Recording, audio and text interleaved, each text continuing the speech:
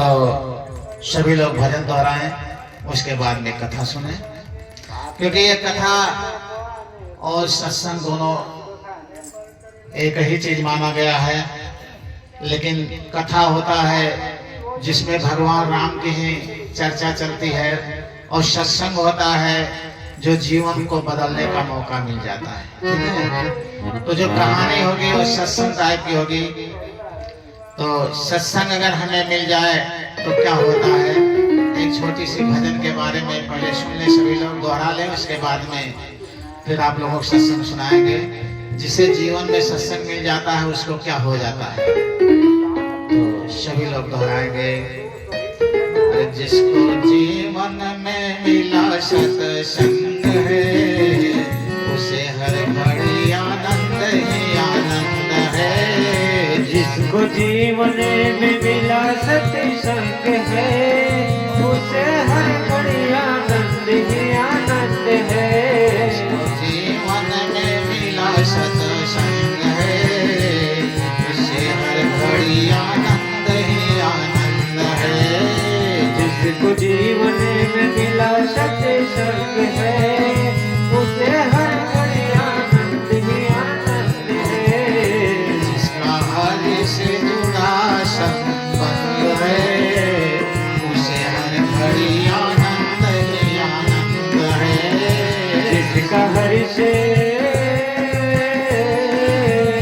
जिसका हरि से जुड़ा संबंध है, उसे हर घड़ी आनंद ही आनंद है।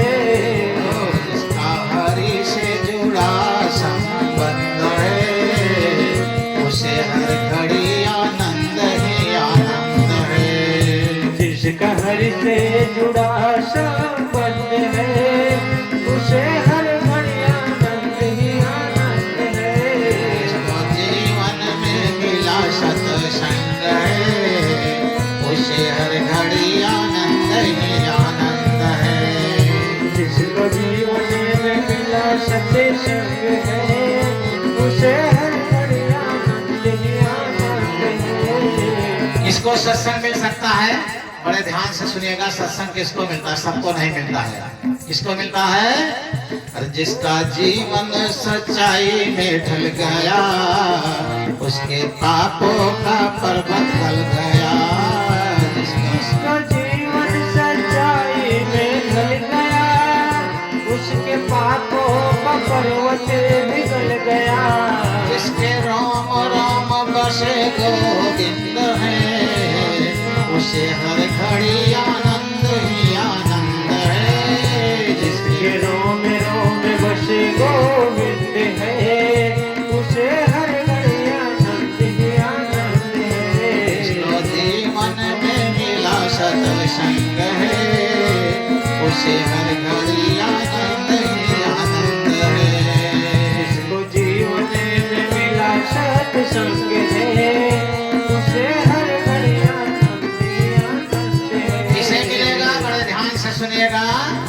जो क्या करता है, अरे संत ऋषियों की वाणी को मानो, तत्व क्या है जगत का पहचानो।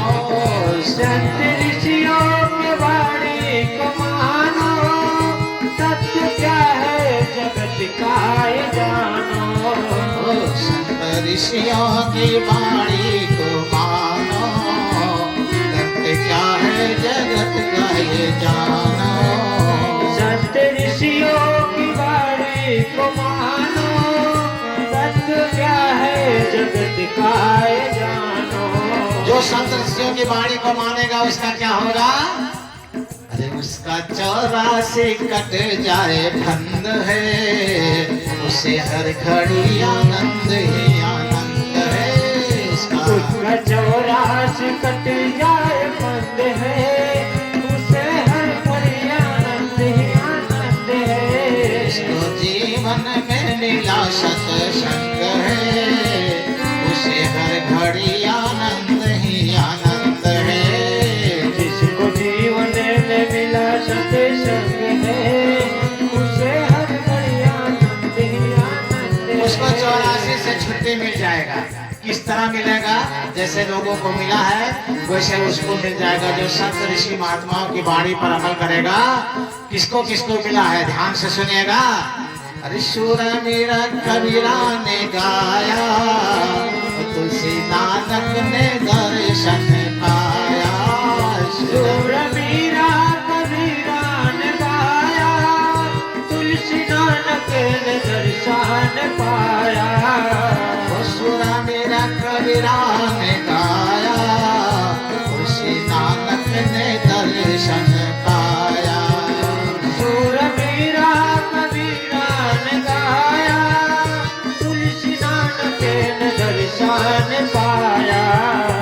जिसके हृदय में राम नाम बंद है, उसे हर घड़ी आनंद ही आनंद है। जिसके हृदय में राम नाम बंद है, उसे हर घड़ी आनंद ही आनंद है। जीवन में मिला सत्संग है, उसे हर घड़ी आनंद ही आनंद है। जिसको जीवन में मिला सत्संग है, उसे हर घड़ी आनंद ही आनंद है। अगर जिसके हृदय में राम का नाम बंद हो जाएगा, उसके साथ क्या व्यवहार होगा संसार से, बड़े ध्यान से सुनिए। अरे स्वर्ग जाने की इच्छा नहीं, मुक्ति पाने की इच्छा नहीं। स्वर्ग जाने की इच्छा नहीं है, मुक्ति पाने की इच्छा नहीं है। क्यों इच्छा नहीं है? जिसके हृदय में राम का नाम बंद हो जाएगा, सदगुरु का नाम बंद हो जाएगा, उसे ना मुक्ति की इच्छा कहेगी, ना स्वर्ग जाने की इच्छा कहेगी। उसकी इच्छा क्या कहेगी? बड़े ध्यान से सुनिएगा। उसे ही मिलता यहाँ परमानंद है, उसे हर घड़ी आनंद ही आनंद है। उसे ही मिलता यहाँ परमानंद है, उसे हर घड़ी आनंद ही आनंद है। जीवन में मिला सत्संग है, उसे हर घड़ी आनंद ही आनंद है। जिसको जीवन में मिला सत्संग है, उसे हर घड़ी आनंद ही आनंद है। एक बार बोलो आनंद नंद भगवान की जय हो। तो आज आप लोगों को एक कहानी टाइप का सत्संग सुनाएंगे। जो उस सत्संग को हृदय में बंद कर लेगा, उसको परमानंद मिलेगा, उसको नर्क और स्वर्ग जाने की जरूरत नहीं होगी, उसको यहीं पर परमानंद मिलने लगेगा, परम शांति मिलने लगेगी। तो सब बड़े ध्यान से सुनिएगा। एक सेठ जी थे, बहुत बड़े सेठ थे। 5 लड़के थे उनके और एक लड़की थी। बड़े ध्यान से सुनिएगा। 5 लड़के 5 दुकान किए थे। सेठ जी अलग दुकान किए थे। 5 लड़के बड़े थे, लड़की छोटी थी। सेठ जी 5 लड़कों की शादी करके अंतिम में लड़की को खूब पढ़ाए। वो कंप्यूटर से ही पढ़ती थी। मास्टर आते थे, घर पर पढ़ाते थे। 5 भाभियां थी, उसको चाय बेड पर देती थी, भोजन बेड पर देती थी, पानी बेड पर देती थी। उतर करके कभी अपने हाथ से एक गिलास पानी नहीं लेती थी। अब 5 लड़के और सेठ जी ने एक संकल्प लिया, बहुत बड़ा संकल्प लिया। क्या संकल्प लिया? कि इस लड़की की शादी बहुत बड़े घर में करेंगे। और धीरे धीरे शादी की देरी होने लगी, चिंता होने लगी। बाप बेटे सब सोचने लगे। क्या सोच रहे हैं? कि शादी कहीं करना है, ठीक से देख करके कर दिया जाए। अब जहाँ जाते हैं शादी करने के लिए, जहाँ देखने जाते हैं, वहाँ अपने से अच्छा नहीं पाते हैं। जब अपने से अच्छा नहीं पाते हैं तो दिल दिमाग में यही आता है कि कहाँ करें। लेकिन 20-25 किलोमीटर दूरी पर एक जगह शादी ठीक पड़ गई। कैसे? वो भी सेठ अच्छा था और शादी अच्छी थी। 5 लड़के उसके भी थे, एक लड़की थी और 5 लड़के दुकान करते थे। अब उसके विचार में यही आया कि यही शादी कर दें, हमारी लड़की सुखी रहेगी। सेठ जी ने इतिहास बना दिया। जिस तरह उन्होंने वहां शादी किया, उस तरह कोई बिरला ही कर पाएगा, सब कोई नहीं कर पाएगा। बहुत दहेज दिया, बारात की बड़ी तगड़ सेवा किया। लोग इतिहास बनाए कि ऐसी आज तक कोई क्षेत्र में शादी नहीं हुई। लड़की का गौना गया, लड़की गई ससुराल।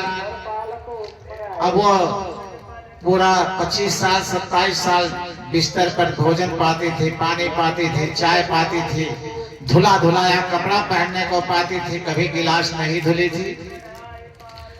अब 4 बड़ी बहुएं थी, सबसे छोटी बहू बन करके गई।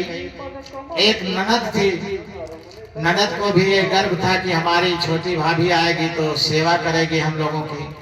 चारों जेठानी को भी यही गर्व था कि हमारी देवरानी आएगी तो हम लोगों की सेवा करेगी।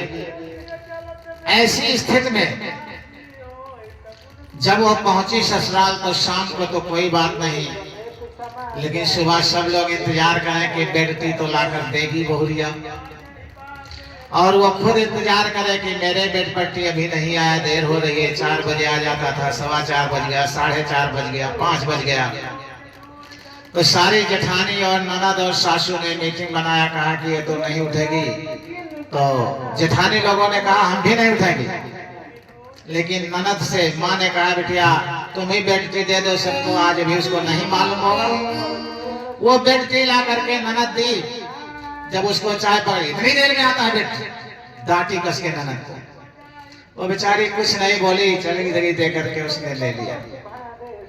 अब 7 बज गया, सबको दुकान पर जाने का समय हो रहा, नाश्ता बनाने का समय हो रहा है। सब लोग इंतजार कर रहे हैं, कोई नहीं बनाने वाला है। फिर माँ ने कहा अपनी बेटी से बिटिया बना दो, दोपहर में अगर ये नहीं करेगी तो इससे कहा जाएगा कि बनाओ। अब 7 बजे का नाश्ता बना करके ननद ने टिफिन पैक कर दिया लंच का। वो भी नाश्ता पा गई, लेकिन नाश्ते देर में आया, इससे वो गुस्से में थी। अब इसके बाद में जब दोपहर का समय आया तो सासू ने कहा कि बहू रानी इस टाइम भोजन तुम ही बनाओ। तो वो देखी थी कि हमारी भाभियां भोजन बनाती हैं तो मेरा भी फर्ज है भोजन बनाने को। तुरंत कंप्यूटर खोली फटाफट। अब कंप्यूटर में क्या लिखा है कि आलू गोभी टमाटर मिर्चा प्याज लहसुन धनिया अदरक खूब महीन काट करके और खूब साफ धुल करके और कढ़ाई में तेल और जीरा डाल करके मसाला डाल करके और गैस को जला करके उसी में डाल देना है। अब उसने क्या किया, कंप्यूटर में देखा, खूब पढ़ा और गई किचन में देखी, आलू भी थी, गोभी भी थी, टमाटर था, मिर्चा था, धनिया था, अदरक था, सब खूब बारीक बारीक काट करके और ले गई। जिस बाल्टी में कपड़ा धुला जाता है उसी में डाल करके और एक मुट्ठा निरमा डाल करके खूब साफ धुलने लगी। अब ननद देख करके गई तो ननद कही मम्मी देखो भाभी ने क्या कर डाला। सासू कही अरे बहू ये क्या कर दिया। कहीं अंधी हो, पढ़े ना लिखे, देखो लिखा है खूब महीन काट करके साफ धुलना है।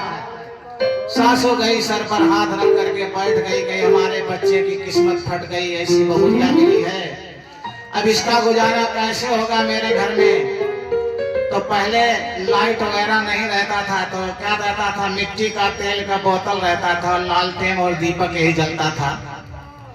जो बुजुर्ग लोग होंगे वो जानते हो, आजकल की बच्चियां तो देखी नहीं होंगी। तो किचन में 2 बोतल डाला था, एक मिट्टी तेल का एक सरसों तेल का। अब उसमें लिखा था कि तेल डाल करके उसमें मसाला डाल देना है। तो उसने फट से मिट्टी तेल का काट खोला और उसमें मिट्टी तेल डाल दिया 100 ग्राम और उसी में जीरा और जितनी पुड़िया थी सारे पुड़िया का थोड़ा थोड़ा मसाला डाल दिया।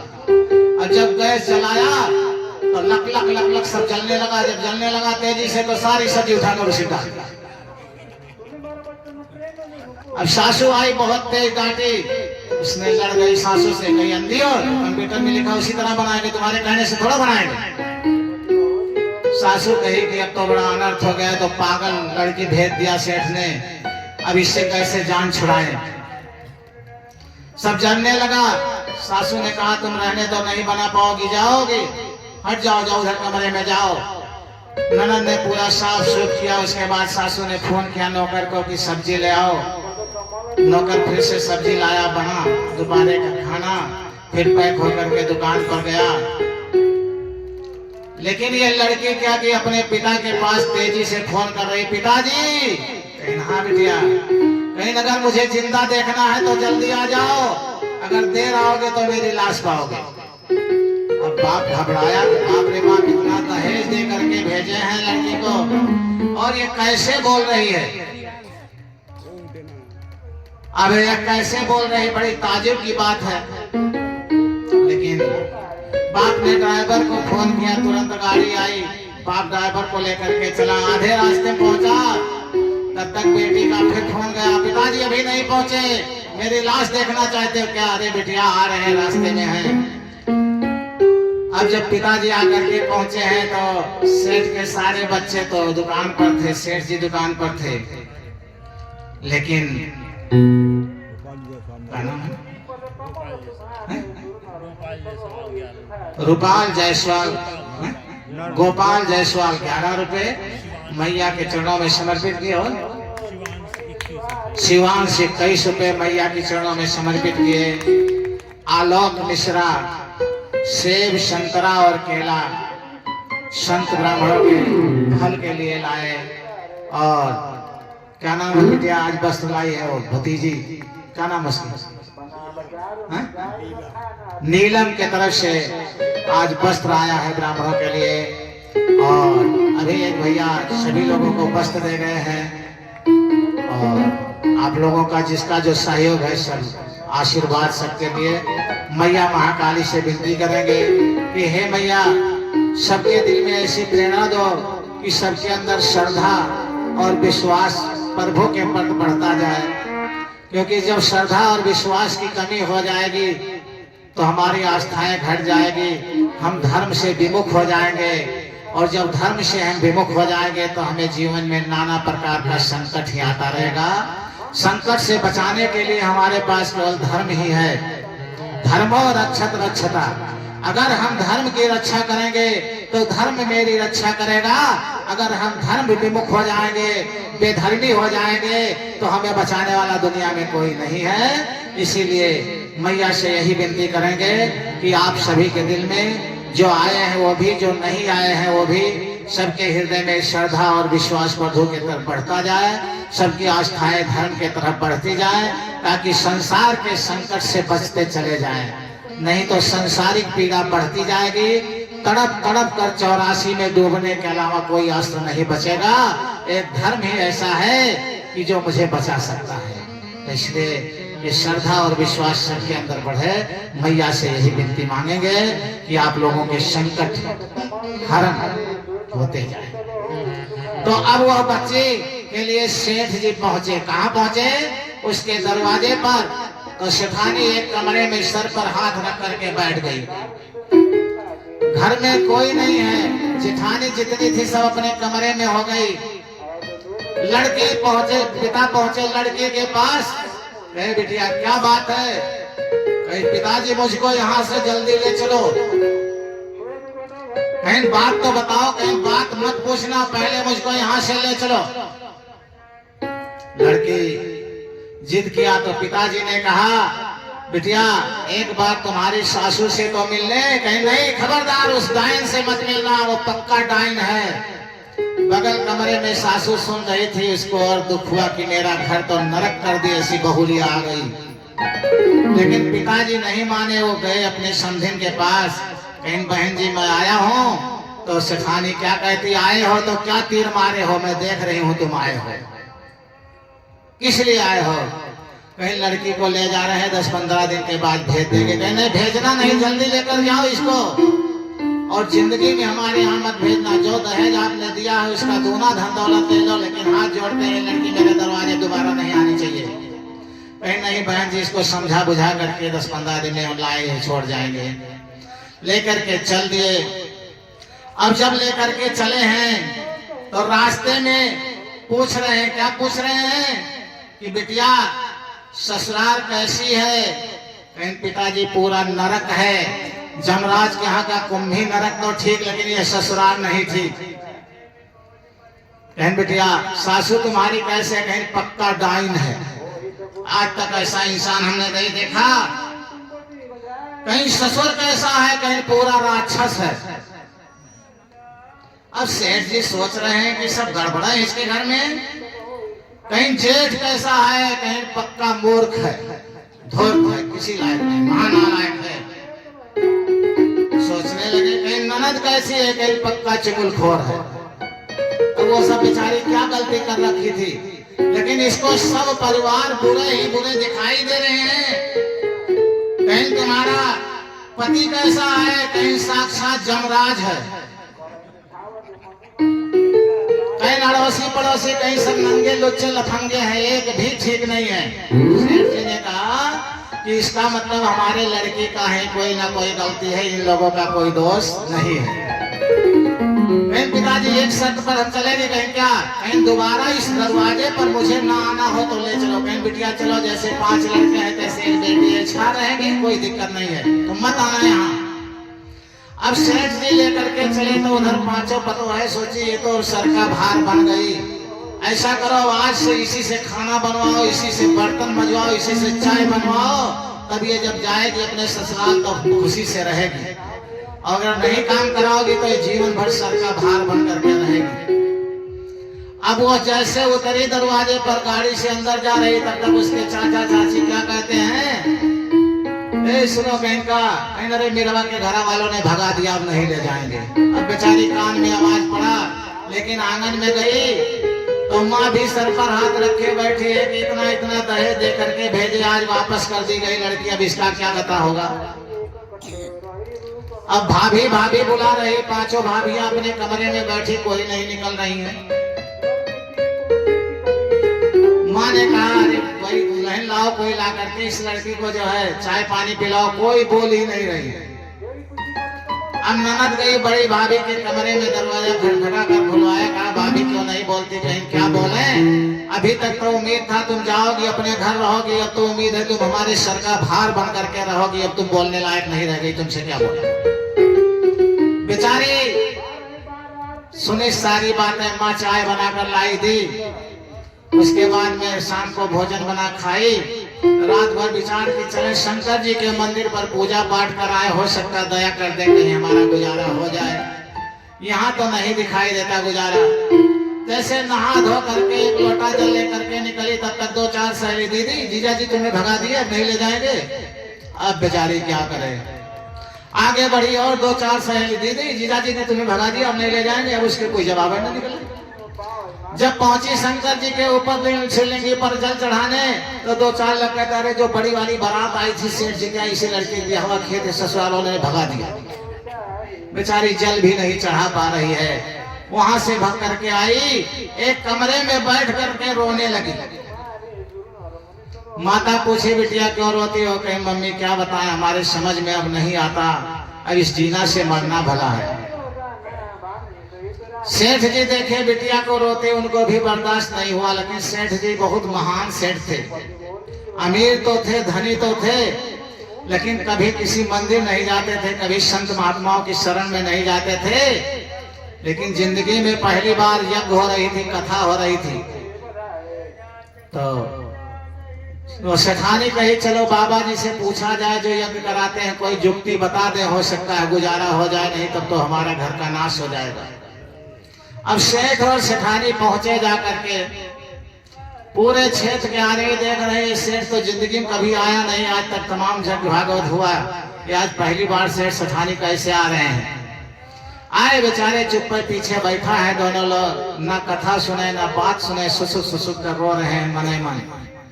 जब पूरी पब्लिक चली गई, लेकिन पब्लिक सब जो आए, अरे गुरुजी वो जो सेठ बैठा है ना, सबसे बड़ा सेठ इस बाजार का है। तो गुरुजी के लिए तो सबसे बड़ा सबसे छोटा बराबर, कुछ नहीं बोले। लेकिन जब पब्लिक चली गई, तब वो दोनों लोग वहीं बैठकर रोने लगे। तो गुरुजी ने पूछा सेठ जी क्यों रोते हो, क्या बात है। तब आए कहे महाराज जी बहुत बड़ा संकट हमारे ऊपर आ गया, कोई उपाय बताओ। क्या उपाय बताएं, क्या संकट है।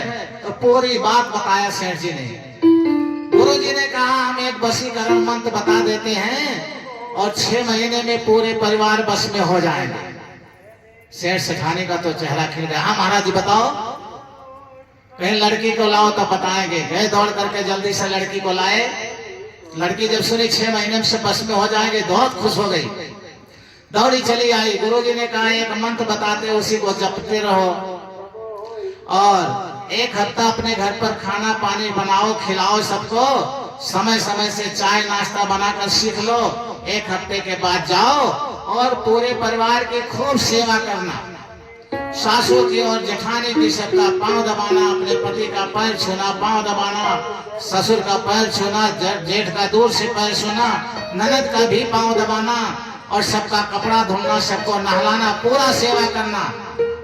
और 6 महीने में तुम्हारे उंगली पर पूरे परिवार नाचने लगेंगे। लड़की ने कहा महाराज जी वो 6 महीने में? कहे हाँ 6 महीने में। कहे चलो कोई बात नहीं, 6 महीने कर लेंगे। आई उसी दिन से घर में सुबह से उठ करके चाय बनाने लगी, नाश्ता बनाने लगी, भोजन बनाने लगी। करते करते करते करते एक हफ्ते में पूरा काम सीख गई। सेठ जी 1 हफ्ते के बाद लेकर के जब गए, सेठानी दरवाजा के सामने ऐसे हाथ लगा लिया, बस खबरदार ऐसी बहू की हमें जरूरत नहीं है। पूरे गांव के आदमी जुट गए। सेठ जी ने कहा भाई 20 दिन हमारी लड़की को रख लो, अगर तुम नहीं इसके काम से संतुष्ट होना तो हम दहेज भी वापस नहीं लेंगे, लड़की को वापस ले जाएंगे। सेठानी कही 20 दिन में तो हम लोग मर जाएंगे इसको देख करके, ये जैसी हरकत करती हमारे घर में 20 मिनट का गुजारा नहीं है। पता चला सब लड़के आए दुकान से, सेठ जी आए, गांव वाले जुटे, कहीं चलो 20 दिन की बात है 20 दिन रख लो। घर के अंदर गई, सभी जेठानी की सासू की दबा दबा करके पांव छुई, मत्था टेक टेक करके शाम को भोजन बनाई, सबको समय से भोजन कराई। उसके बाद में गई सासू की, सभी जेठानी की, ननद की पांव दबाई, पति का पांव दबाकर सोई। सुबह उठ करके सबका पांव छुई और 4 बजे पूछी थी सासू से कि माँ कितनी बजे बैठती चाहिए? कहीं 4 बजे। 3:45 बजे उठ करके और किचन में खटपट लगाई। सासू ने ननद से कहा देख किचन में बिल्ली तो नहीं आ गई। ननद गई, देखी कहीं नहीं, तुम्हारी बिल्ली खटखटा रही है। सासू ने कहा अरे। अब 4 बजे जब सबको लेकर के चली चाय देने, तो सबको चाय दिया। जब ससुर को चाय लेकर चली तो बड़ा सा घूंघट काट करके चली। आगे एक शीशे का गिलास था, पैर लगा, झन से शीशे गिलास फूट गया। ससुर ने कहा अंधी हो दिखाई नहीं पड़ता, कहीं पिताजी गलती हो गई। ससुर ने कहा ये तो वो लड़की नहीं है, लेकिन ऊपर से कहीं गलती हो गई, अंदर क्या कहती है बुढ़े घबराओ नहीं, 6 महीने बाद मजा निकालेंगे तुम्हारा। अब सबको चाय दी, समय से नाश्ता दिया, समय से भोजन दिया। 15 दिन के बाद घर वाले सोचे जो बहू आई है ये कंप्यूटर चला लेती है, मुनीम को 25,000 रुपए महीना देना पड़ता है, क्यों ना इसको पूरा दुकान का रिकॉर्ड दे दिया जाए और कंप्यूटर पर डाटा फीड करें, नौकरों की तनख्वाह दे, पैसा का आय व्यय लिखने लगे तो 25,000 रुपया महीना बचने लगेगा। 15 दिन के बाद में उसको कंप्यूटर मिल गया, एक कमरा मिल गया, आराम से पूरे दुकान का पैसा उसके हाथ में आए, पूरे नौकरों का तनख्वाह वो दे, पार्टी का पेमेंट, पूरा मुनीम का काम, 25,000 की बचत होने लगी सेठ जी। 1 महीने के बाद उसने फोन किया, कहा पिताजी बाबा का नंबर नहीं है, बाबा जी को बधाई दे दो, पूरे परिवार, पूरा धन दौलत सब हमारी मुट्ठी में आ गया। पिताजी बहुत खुश हुए। 2 महीना बीता, फिर फोन की, पिताजी बाबा जी को कुछ दक्षिणा दे आओ, क्योंकि बाबा जी का आशीर्वाद लग गया। बाबा जी ने जो मंत्र बताया है वो मंत्र बड़ा तगड़ा है, पूरे परिवार मेरे बस में हो गए, मुझसे ज्यादा किसी का मंत्र नहीं है घर में, सबसे ज्यादा मेरी मानता हो गई। अब आ गया रक्षाबंधन का त्योहार, तो लड़का आया निभाने के लिए। पूरे परिवार कहते नहीं मेरी बहू नहीं जाएगी, हमारा घर सोना हो जाएगा, ये चली जाएगी तो हमारा घर अच्छा नहीं लगेगा। ससुर कहता ये चली जाएगी तो हमारी सारी दुकानें बंद हो जाएगी, पूरा कारोबार यही देखती है, पैसा अकाउंट हमारे नौकरों को पेमेंट यही देना, कितना बिकना, कितना आया, कितना घटा। लेकिन सेठ लोगों में जब कोई मुसीबत आती है तो आपस में इकट्ठा होकर मीटिंग करते हैं, पूरे परिवार कहे जाना जरूरी है, त्योहार है। तो शर्त रखे कि ले जाओगे, राखी बंधवा करके ले आओगे। ठीक है, लेकर के चले और लड़का लेकर चला। जब घर पर पहुंचा तो पिताजी पहले आए, लड़के के पास चिपका लिए, कहे बिटिया ये बताओ तुम्हारे घर में एक डाइन थी वो कैसी है? तुम्हारे घर में एक डाइन थी वो कैसी है? पिताजी हमारी सासू माँ तो साक्षात कौशल्या माता है। आज तक ऐसी सासू किसी को मिला नहीं। और पिताजी एक बात बताएं, हमारे घर परिवार की बुराई न करना। कहीं नहीं बिटिया, अगर राक्षस भी तो था तुम्हारा ससुर वो कैसे है? लेकिन पिताजी वो साक्षात राजा दशरथ है, आज तक ऐसे किसी को ससुर नहीं मिले होंगे। आज के बाद हमारे ससुराल की बुराई करोगे पिताजी तो हम कभी नहीं आएंगे मैके। कहीं नहीं तुम्हारा जमराज कैसे है, बड़े तेज झन्नाई। पिताजी अब हमारे ससुराल के नाम न लेने, उठकर चली जाएंगे। तो कौन बदला? पूरे परिवार बदले या वो लड़की बदली? आप लोग बताएं कौन बदला है? लड़की अकेले बदली तो पूरा परिवार बदल गए। इसी तरह से पूरे समाज के लिए संदेश है, हमें समाज को बदलने की जरूरत नहीं है। हम स्वयं बदल जाए तो मेरा समाज बदल जाएगा, आप लोग स्वयं बदल जाए तो आपका परिवार बदल जाएगा। लेकिन आप स्वयं ना बदल करके और दूसरे को बदलने की कोशिश करते हैं, इसीलिए आज संकट बढ़ता जाता है। ठीक है, और संकट से बचने के लिए सभी लोगों को अपने आप में बदलना पड़ेगा। हमें किसी को बदलने की जरूरत नहीं है। और जो दूसरे को बदलने की कोशिश करेगा वो जैसे जैसे सेठ के लड़के को सब जमरात दिखाई देते थे वैसे दिखाई देगा। तो सब लोग अपने जीवन में एक ही चीज ठान लें, क्या कि खुद को बदलें। और अगर खुद नहीं बदलेंगे तो दूसरे को नहीं बदल सकते हैं।